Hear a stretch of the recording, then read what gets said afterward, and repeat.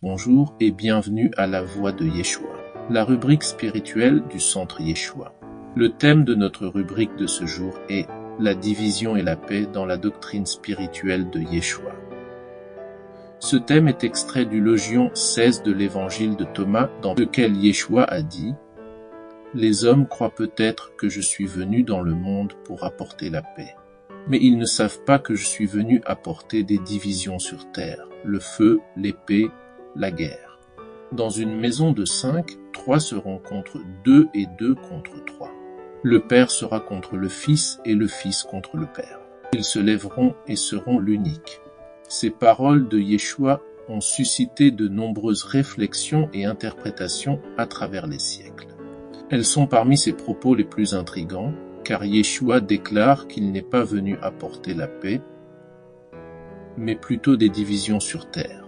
Cela peut sembler contradictoire, surtout quand il s'agit de Yeshua, le messager de Yahweh. Dans ce logion, en affirmant qu'il n'est pas venu apporter la paix, mais plutôt des divisions, Yeshua met en lumière le conflit inhérent à l'adhésion à sa doctrine. Cette idée, illustrée par le concept que 3 seront contre 2 et 2 contre 3, montre que la quête du royaume de Yahweh peut créer des tensions, même au sein des familles. Le feu et l'épée, symboles des luttes liées à cette recherche, ne prônent pas la violence, mais plutôt la nécessité de naviguer à travers des choix difficiles entre anciennes et nouvelles convictions. Ainsi, les enseignements de Yeshua nous incitent à réfléchir sur les ruptures que peuvent engendrer les croyances divergentes dans nos vies et à envisager que ces épreuves conduisent à une compréhension plus riche et à une unité véritable au-delà des apparences. Yeshua a prêché un message qui remettait en question les normes et les croyances établies. Son arrivée sur terre visait à apporter une nouvelle vision de la relation entre l'homme et Yahweh, ainsi que des relations humaines. Cependant, cette nouvelle perspective était souvent en désaccord avec les traditions et les attentes des gens de son époque. En affirmant qu'il venait apporter des divisions, Yeshua souligne que ces enseignements pourraient provoquer des tensions, même au sein des familles.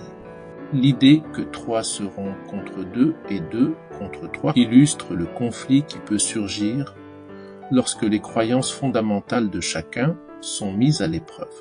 Le feu, l'épée et la guerre mentionnées dans ce passage symbolisent les défis et les luttes qui peuvent découler de la recherche du royaume de Yahweh.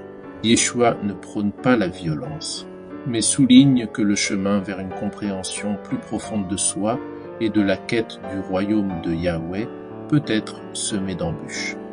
Les gens peuvent être contraints de choisir entre leurs anciennes croyances et la nouvelle voie qu'il propose, ce qui peut entraîner des ruptures dans les relations et les convictions personnelles.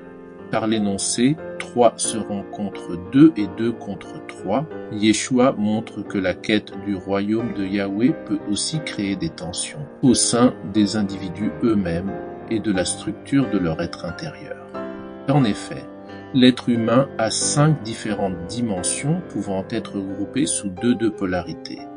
La polarité spirituelle comprenant la dimension mentale, qui fait référence aux pensées, à l'intellect et à la cognition, la dimension émotionnelle qui fait appel aux sentiments, aux joies et aux peines, et enfin la dimension spirituelle, entendue comme la dimension de la connexion avec soi-même, le divin, les autres et le sens de la vie, et la polarité matérielle comprenant la dimension physique, c'est-à-dire le corps et ses fonctions et la dimension énergétique, entendue comme le flux d'énergie vitale à travers le corps. Selon Yeshua, les principes de sa doctrine peuvent créer des tensions et des conflits entre les dimensions spirituelles et les dimensions matérielles de l'homme, ainsi contribuer à la division de l'être intérieur. La mention du conflit entre le Père et le Fils, ou entre d'autres membres de la famille, reflète l'idée que la fidélité à Yahweh et les convictions personnelles peuvent diviser ceux qui s'aiment. Dans de nombreuses cultures, la famille est considérée comme un pilier central de la société. Lorsque les membres de la famille adoptent des croyances différentes, cela peut mener à des tensions, voire à des ruptures. Cela met en évidence la complexité des relations humaines et la manière dont la quête du royaume de Yahweh peut influencer ces dynamiques. Enfin, Yeshua conclut son propos en affirmant que ils se lèveront et seront l'unique. Cela suggère qu'à travers ces divisions et ces luttes, il existe un potentiel pour une unité plus profonde. En cherchant à comprendre et à intégrer les enseignements de Yeshua, les individus peuvent trouver une nouvelle forme d'harmonie qui transcende les différences apparentes. Ainsi, cet appel à la division n'est pas une fin en soi, mais plutôt un moyen de favoriser une transformation personnelle et collective vers une compréhension plus riche de la vie et de la relation avec Yahweh. En somme, les paroles de Yeshua nous invitent à réfléchir sur la nature des divisions et des conflits dans nos vies. Elles nous rappellent que la quête du royaume de Yahweh et de sa justice peut parfois nous conduire à des chemins difficiles, mais qu'à travers ces épreuves, il est possible de trouver une unité significative. Les propos de Yeshua contenus dans ce Logion 20 ne prônent pas la violence physique intentionnelle. Ils soulignent que le message radical de vérité sur le royaume de Yahweh qu'il apporte aux hommes force un choix si profond qu'il peut rompre les liens les plus sacrés, y compris la famille. La quête du royaume de Yahweh et de sa justice ouvre la porte à un conflit inévitable et la séparation entre ceux qui acceptent ce nouveau message et ceux qui le rejettent, y compris au sein d'une même famille. Le message de Yeshua est un facteur de tri et de jugement qui doit avant tout s'appliquer à l'homme en soi, car il met l'accent sur l'introspection et la connaissance de soi, dont l'issue est l'atteinte d'un état spirituel d'unité avec Yahweh après avoir brisé les attachements terrestres.